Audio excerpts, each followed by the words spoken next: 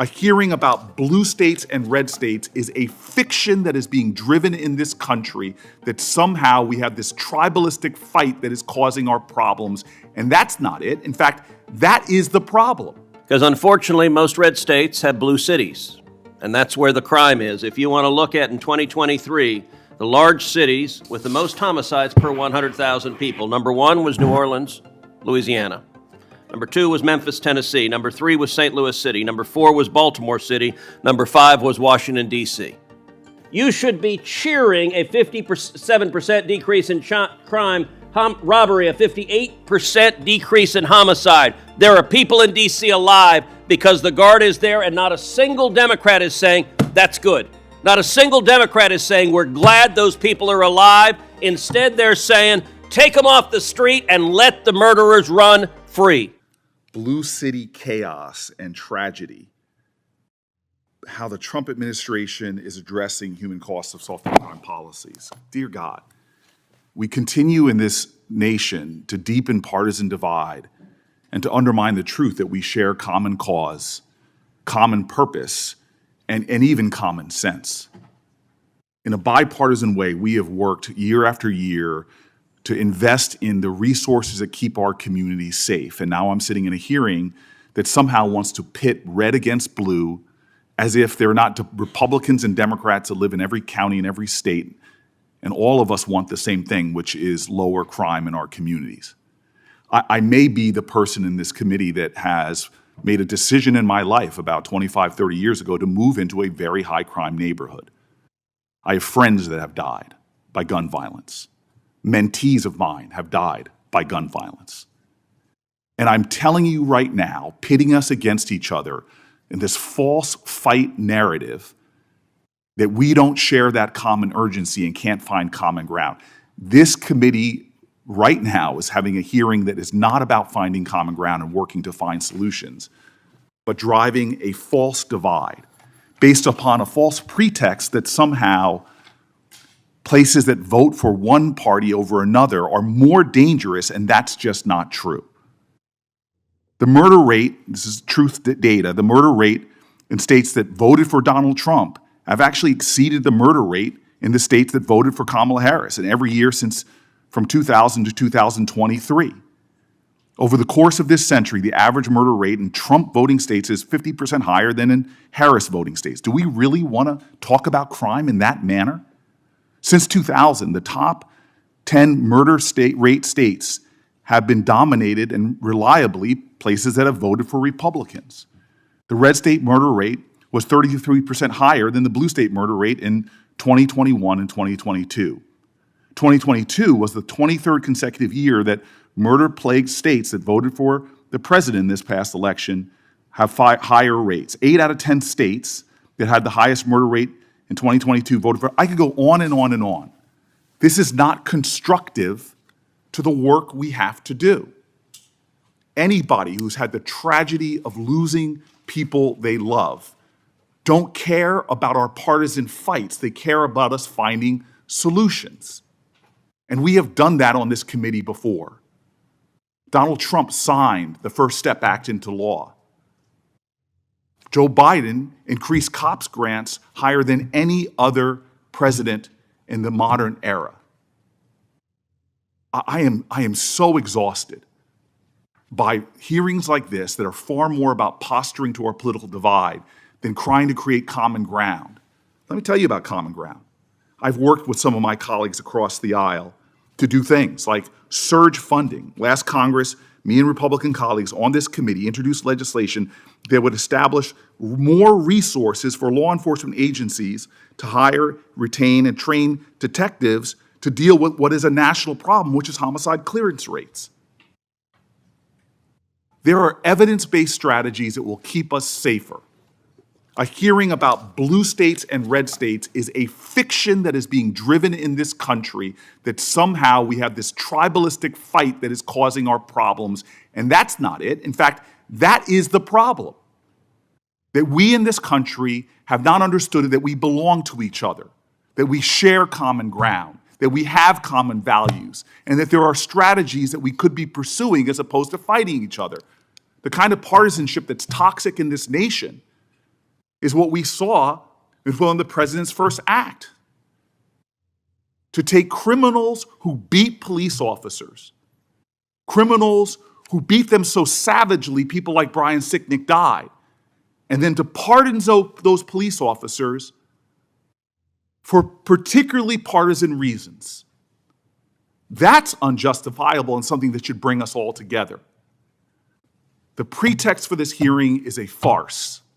It's belied by the evidence, it's belied by common sense, and doesn't get this committee back to the work that I've seen done constructively in Congress after Congress, despite who's president and who's in the majority. We in this committee have done the work together to make our country safer. We are seeing crime going down, but that's little satisfaction to people who have seen their families victimized by crime. We have work to do, but this ain't it. Thank you, Mr. Chairman. You know, it's clear from this hearing the Democrat talking points have come out. Both Senator Padilla and Senator Booker spent a great deal of time talking about, quote, red states. There's a reason they were talking about red states, because unfortunately most red states have blue cities, and that's where the crime is. If you want to look at in 2023, the large cities with the most homicides per 100,000 people, number one was New Orleans, Louisiana. Number two was Memphis, Tennessee. Number three was St. Louis City. Number four was Baltimore City. Number five was Washington, D.C. Democrat crime policies kill people. Soros DAs who let murderers out of jail kill people. When you don't prosecute violent criminals, innocent victims die. Right here in Washington, D.C., in 2012, murders in D.C. totaled fewer than 100. By 2023, murders had nearly tripled, 274 lives taken in a single year. These are the real-world consequences of Democrat crime policies that let murderers go. It is very simple cause and effect. If you release murderers onto the street, they will kill people, and they do it all across the country. And we need to understand these are not just numbers. Here are some of the faces behind those numbers. Edward Korestein, 19, brutally assaulted during a carjacking attempt in D.C.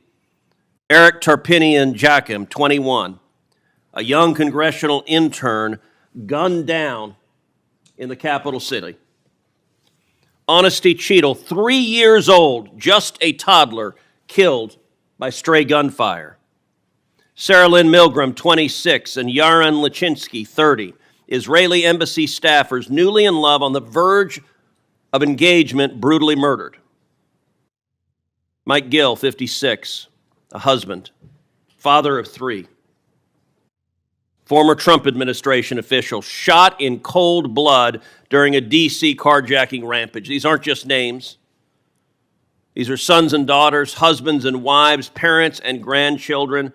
Mrs. Cook, thank you for being here. Thank you for sharing the unbelievable pain and loss that you have endured through the loss of your grandson. I'm sorry that happened. Your grandson should have been protected. The city should have protected your grandson. He should still be alive. And tragically, this pattern keeps on happening. Now, Senator Booker also said we should have bipartisan agreement. I think that's a great idea. We should have bipartisan agreement. How about we all come together and say, let's stop murders? How about we all come together and say, let's stop rape? How about we all come together and say, let's stop attacking pedophiles? I want you to look at what happened when the National Guard went to D.C. Robbery fell by 57%. Homicide fell by 58%. Sex abuse fell by 40%.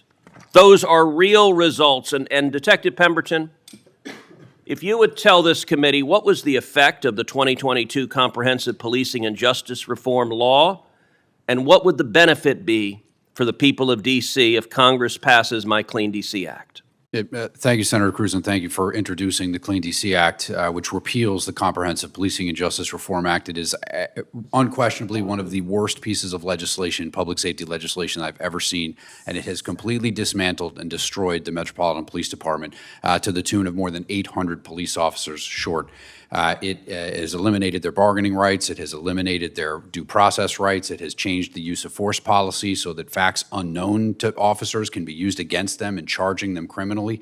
It exposes all of their personnel records to public databases. I could go on and on. It is an 86-page bill. Each subtitle in that bill is worse than the last, and it was designed to defund and destroy the police department. It was designed to hamstring police officers and make sure that criminals, even when convicted, would be protected from being held accountable. Repealing that bill is everything. It is the alpha and the omega of fixing criminal justice in the District of Columbia, and we must repeal that as soon as possible. This is what we have been shouting from the rooftops for 5 years. We knew it when we saw the language in the bill that it was going to be devastating. No one would listen to us. And thankfully now, thanks to your bill and Congressman Clyde's bill on the House side, we can actually get this bill repealed so we can get back to fixing the police department and bringing crime down permanently in the nation's capital. And Detective Pemberton, you're the head of the D.C. Police Officers Union. Yes, sir. In your judgment, passing the Clean D.C. Act would make Washington, D.C. safer, would reduce murders, would reduce violent crime? Permanently, yes, sir. And I would point out again, Senator Booker, and it seems none of the Democrats are here now, Senator Booker said we should be bipartisan. I can think of few issues that are more natural for bipartisanship than stopping crime. It used to be the case. You know, this committee used to work together when it came to violent crime. It's only been in the last few years that elected Democrats have decided that releasing violent criminals is something to be celebrated. Earlier, Mr. Taylor made reference to Soros DAs. George Soros has spent millions of dollars electing DAs all over the country who turn around and let violent criminals go.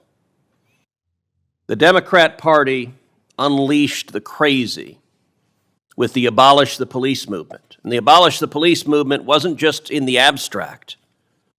Cities all across the country slash funding for police. Minneapolis slashed the funding for police. The NYPD cut its funding over $1 billion. Sadly, Austin, Texas cut the funding for its police $150 million.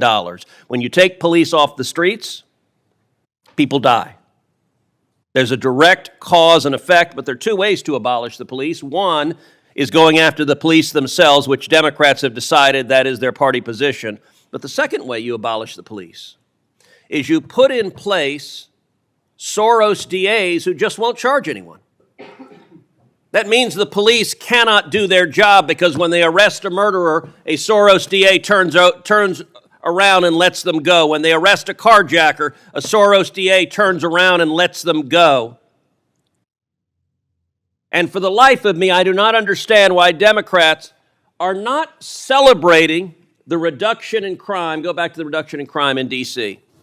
that we've seen with the guard on the ground. You should be cheering a 57% decrease in crime, robbery, a 58% decrease in homicide. There are people in D.C. alive because the guard is there, and not a single Democrat is saying, that's good.